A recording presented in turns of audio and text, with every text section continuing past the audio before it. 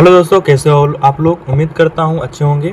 आज उपस्थित है एक नए वीडियो के साथ। और आज के वीडियो में हम लोग पढ़ने वाले हैं आन, अपान, एबव और ओवर। ये सब का एक प्रीपोजिशन है, तो हम प्रीपोजिशन के रूप में तुलनात्मक हम इनका अध्ययन करेंगे कि आन अपान कब कब आना चाहिए, एबव कब आना चाहिए, ओवर कब आना चाहिए। तो चलिए वीडियो को शुरू करते हैं बिना किसी देरी के।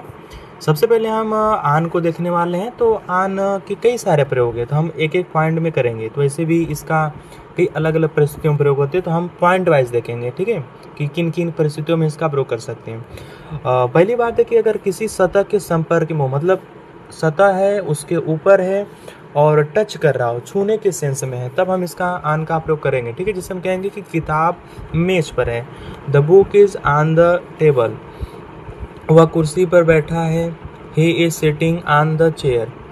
दूसरा, अगर हमें किसी भी दिन या तारीख, कोई भी डेट बताना हो और डे बताना हो, तो उसके लिए भी हम आन का प्रयोग कर सकते हैं। जैसे कि मीटिंग सोमवार को है, the meeting is on Monday, या मेरा जन्मदिन 5 मई को है, तब कह सकते हैं कि माई बर्थडे इज ऑन 5 मई। अगर किसी भी डिवाइस हो, कोई भी डिवाइस या किसी भी माध्यम की बात हो, तो उसके लिए भी हम आन का प्रयोग करते हैं। जैसे कि मैंने इसे टीवी पर देखा, आई सा इट ऑन टीवी। वह फ़ोन पर बात कर रहा है, जैसे he is talking on the phone. अगर किसी विषय के बारे में बात करनी हो, मतलब कोई ऐसी अलग टॉपिक हो, उस टॉपिक के बारे में बात करनी हो, तो भी हम आन का प्रयोग करते हैं। जैसे कि he gave a speech on population, मतलब उसने प्रदूषण पर भाषण दिया। या आप कहना हो कि this book is on history, मतलब यह किताब इतिहास पर है।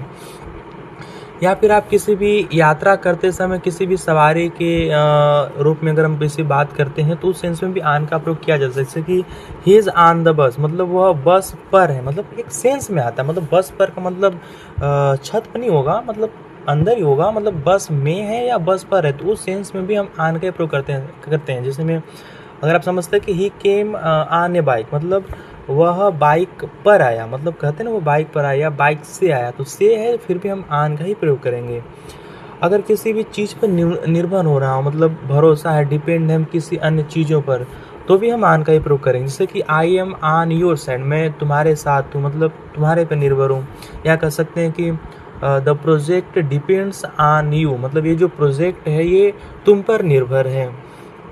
किसी भी कार्यरत होना, मतलब कोई भी काम का चालू होना, कोई चीज़ का चालू होना, इंस्ट्रूमेंट है, डिवाइस हो, तो उनके चालू होना, उसके लिए भी आन का प्रयोग करें। जैसे कि the TV is on, TV चालू है। ही इज़ ऑन ड्यूटी, वह ड्यूटी पर है।